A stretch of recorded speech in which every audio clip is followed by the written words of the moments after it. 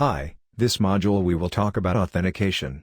Authentication is the process of verifying the identity of the entity. It involves validating a person's identity or the authenticity of a website, or a system.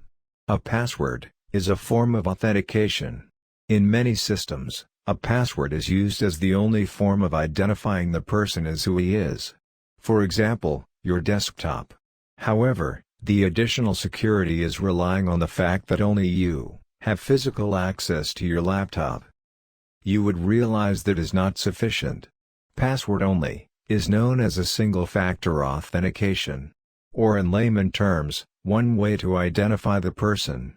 For any systems today, a single-factor authentication is not sufficient.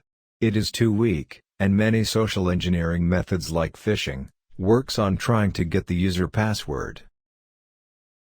As such, a multi-factor authentication approach is encouraged for access to sensitive systems or data. Generally, the authentication factors, or the ways of authentication, are as follow. What you have. Usually physical. Example, a bank card, a token, a headphone. What you know. The personal identification number, PIN, a password, or draw a pattern. Who you are. Your thumbprint, your eye, or your face. The combination of these, usually two, increases the security level. A common application is using your handphone and thumbprint to authenticate who you are. In recent years, we also have adaptive authentication and step-up authentication. In more sensitive transaction, for example, transferring money that exceed a certain amount, an extra step or extra factor authentication will be presented to the user. Authentication is one of the most problematic challenges in security, as it involves the most human interaction. One of the most well-known two-factor authentication technology is the security token.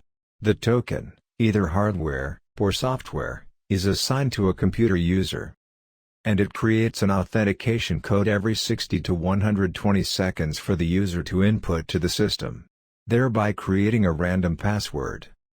It combines a built-in clock and the card factory-encoded random key, known as the seed.